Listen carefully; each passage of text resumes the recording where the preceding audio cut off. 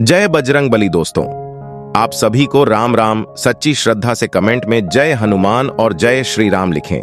फिर देखो, आपकी जो भी मनचाही इच्छा है वह जल्द ही पूर्ण होगी। तो आज हम ऐसी ही एक बजरंग बली की सच्ची कहानी आपको बताने जा रहे हैं, इसलिए हमारे साथ अंत तक बने रहिए। दोस्तों, आज की कहानी का नाम है हनुमान जी की पाठशाला। श्रीरामपुर गांव में सुमति नाम की एक औरत अपने बेटे बलराम के साथ रहती थी। सुमति जी पति उसे कई साल पहले छोड़कर जा चुका था। अब उसका एक ही सहारा था, उसका बेटा बलराम। सुमति जी अपने बेटे को पढ़ा लिखा कर एक बड़ा आदमी बनाना चाहती थी, इसलिए वह लोगों के घरों में काम काज करके पैसा कमाती थी।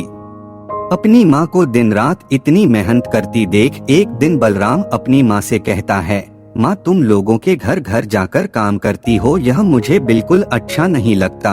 मैं पढ़ाई छोड़कर कुछ काम ढूंढ लेता हूँ। पर माँ ने कहा, नहीं, मैं खुद चाहे कितना भी कष्ट उठा लूँ, पर तू अपनी पढ़ाई मत छोड़ना।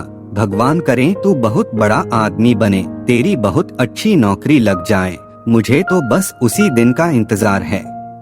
दोस्तों, बलराम हनुमान जी का बहुत बड़ा भक्त था। हर रोज उनकी पूजा करता रहता था। एक दिन वह हनुमान जी के मंदिर में बैठकर प्रार्थना कर रहा होता है तो उनसे हाथ जोड़कर कहता है, हे भगवान, मैंने माँ को कितना कहा कि अब तुम काम करना बंद कर दो, पर वो मानने को तैयार ही नहीं। अब आप ही बताओ मैं क्या करूं? बलराम को पूरा विश्वास था कि बजरंग बली उसकी माँ को समझा देंगे। दोस्तों, कुछ दिन गुजरने के बाद बलराम ने भी अपनी ग्रेजुएशन की पढ़ाई पूरी कर ली। फिर वो नौकरी की तलाश में लग गया। वो हर सुबह उठकर हनुमान जी के मंदिर में जाकर पूजा पाठ करता, हनुमान चालीसा गाता था। उसके बाद नौकरी की तलाश में निकल जाता, लेकिन सारा दिन भटकने के बाद भी उसे कहीं नौकरी नहीं मिलती।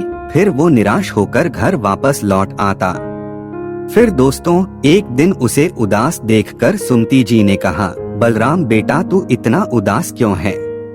आज नहीं तो कल तुम्हें नौकरी जरूर मिलेगी। माँ, लेकिन अगर फिर भी कहीं मुझे नौकरी नहीं मिली तो फिर मैं मेहनत मजदूरी ही कर लूँगा। नहीं बेटा, माँ ने कहना शुरू किया, मैंने तुझे मजदूरी करने के लिए थोड़ी ही इतना पढ़ाया लिखाया है, तू कोशिश करता रह।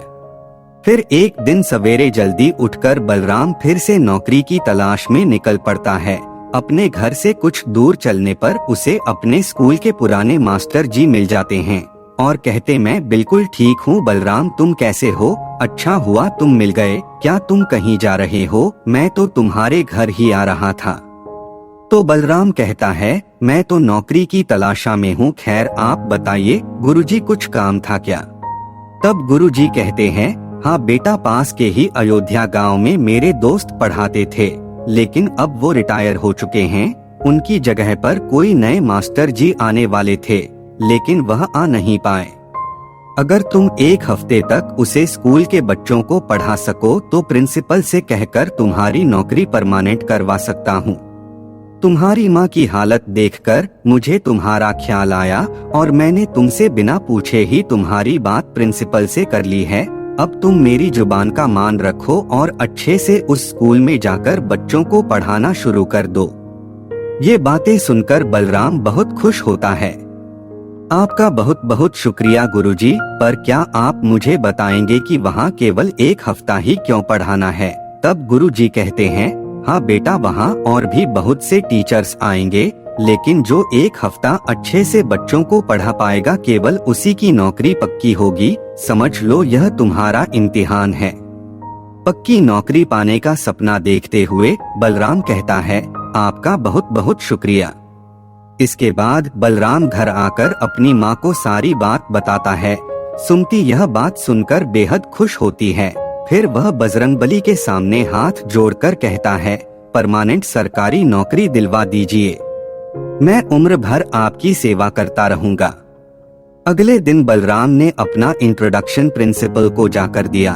उसके बाद प्रिंसिपल ने उसको क्लास में पढ़ने के लिए भेज दिया। क्लास में पहुंचने ही सभी बच्चे बलराम मास्टर जी कहते हैं, गुड मॉर्निंग टीचर, लेकिन तभी वह कहता है, गुड मॉर्निंग नहीं, राम राम कहा करो, इससे भगवान राम तुम्हारे सारे कम बना देंगे। बच्चों को नए मास्टर जी बहुत अच्छे लगे। वह सारा दिन बच्चों को रामायण सुनते रहते और उनको सारी चौपाइयाँ याद करवा देते। साथ ही पूरी कक्षा के बच्चों को अन्य सभी विषय भी गहराई से पढ़ाने लगे। फिर प्रिंसिपल क्लास में आते हैं, तभी सब बच्चे राम राम कहकर उनको वेलकम करते हैं। उसके बाद प्रिंसिपल उनसे पूछते हैं, कुछ बताओ। बच्चे एक एक करके प्रिंसिपल को रामायण की चौपाइयाँ सुनाने लगते हैं। साथ ही सभी बच्चों को सारी की सारी रामायण जुबानी याद हो गई होती है और वे कहने लगते हैं, आपने तो कमाल कर दिया। इतना तो हम कई सालों तक नहीं सिखा पाते जितना आपने एक हफ्ते में ही सिखा दिया। आपकी नौकरी पक्की हुई। आपका ऑफर लेटर मैं आपके मास्टर जी के हाथ भिजवा दूंगा। आप अपना सामान लेकर आ जाना। अगले दिन सुबह होते ही मास्टर जी बलराम के घर पहुंच जाते हैं और उसका दरवाजा खटखटाते हुए कहते हैं, अरे बलराम दरवाजा खोल बेटा। तभी दरवाजा खोलते हुए बलराम बाहर आता है। इतनी सुबह सुबह कैसे आना हुआ, अंदर आ जाइए कहते हुए बलराम कहने लगा। उस समय बलराम की माँ चारपाई पर लेटी हुई थी।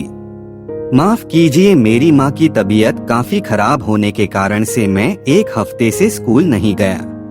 तब मास्टर जी चौंक जाते हैं और कहते हैं, प्रिंसिपल ने तो मुझे तुम्हारा ज्वाइनिंग लेटर देते हुए कहा है कि तुम्हारी नौकरी पक्की हो गई है। यह सुनकर बलराम हैरान रह जाता है।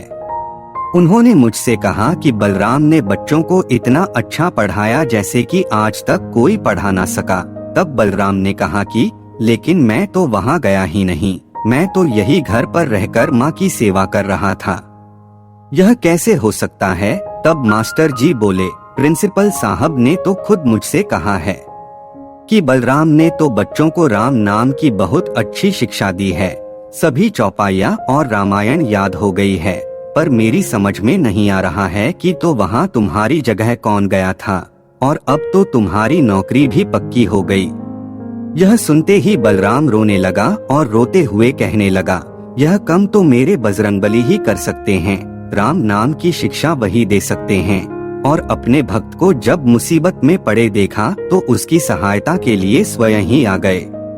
फिर वह हनुमान जी की मूर्ति के सामने रोने लगता है।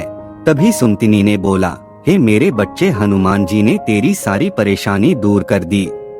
उन्होंने तुझे तेरी मेहनत का फल दे दिया। वह बलराम से कहने लगी, बेटा बजरंगबली स्वयं तेरी सहायता के लिए चले आए। उनकी तुझ पर बहुत कृपा है।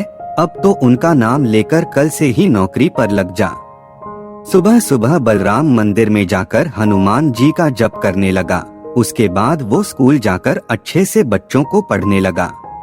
इसके बाद वो हर रोज स्कूल जाने से पहले और आने के बाद हनुमान जी के मंदिर जरूर जाता और वहाँ बैठकर ध्यान लगता।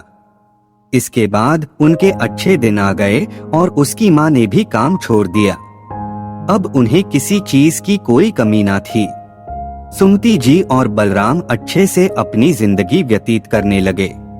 तो आशा करते हैं कि आपको यह कथा अवश्य ही अच्छी लगी हो। कमेंट में जय बजरंग बली अवश्य लिखें। साथ ही लाइक और सब्सक्राइब करना न भूलिए। आप सभी का धन्यवाद। फिर मिलेंगे नई कहानी के साथ।